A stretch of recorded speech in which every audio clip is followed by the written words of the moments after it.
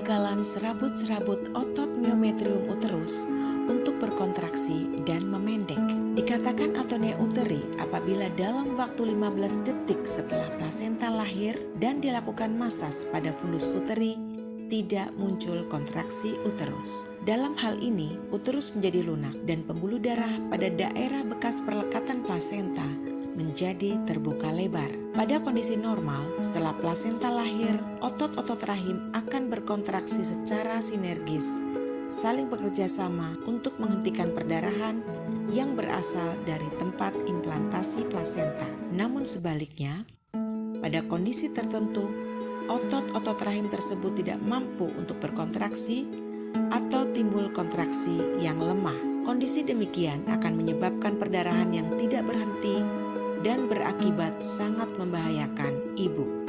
Seorang perempuan usia 29 tahun P2A0AH2 baru saja melahirkan di TPMB. Riwayat persalinan spontan aterem, terdapat laserasi deraja 2, kala 3 berlangsung 10 menit, plasenta lahir lengkap. Bidan segera melakukan masas uterus selama 15 detik, namun uterus tidak berkontraksi.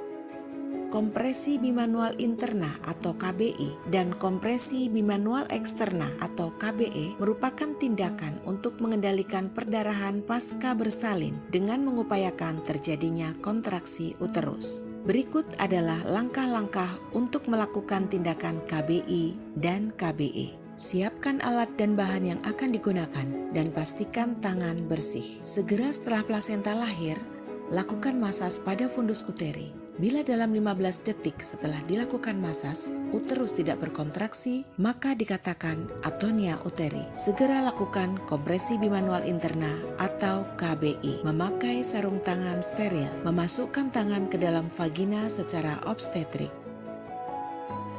Memeriksa dinding vagina dan kafum uteri. Jika terdapat selaput ketuban dan bekuan darah, lakukan eksplorasi. Jika tidak ada, kepalkan tangan dalam vagina, letakkan di fornix anterior dan tangan yang di luar meraba korpus uteri posterior seluas mungkin. Menekan kuat uterus di antara kedua tangan selama 2 menit. Apabila dalam 2 menit terjadi kontraksi uterus, maka KBI diteruskan selama 5 menit lagi sehingga total waktu KBI 7 menit.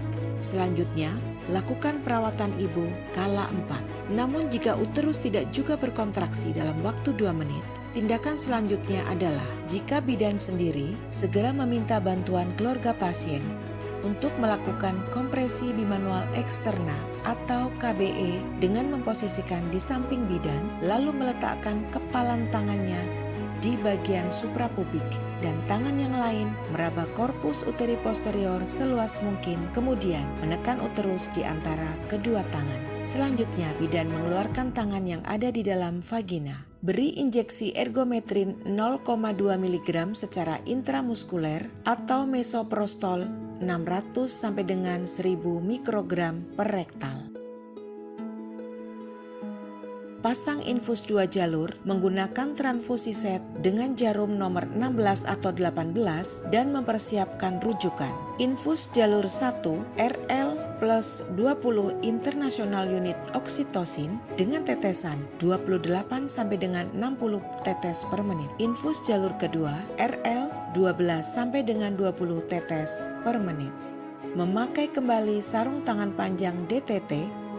Ulangi kembali tindakan KBI. Jika bidan tidak sendiri atau bidan bertim, maka KBI tetap dilanjutkan, tidak perlu melakukan KBE.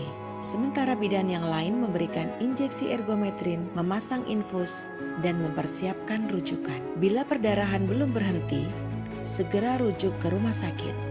Lanjutkan infus RL 750 sampai dengan 1000 cc ditambah 20 international unit oksitosin 30 tetes per menit. Restorasi cairan kristaloid 3 kali jumlah darah yang hilang selama 2 jam pertama hingga tiba di rumah sakit rujukan.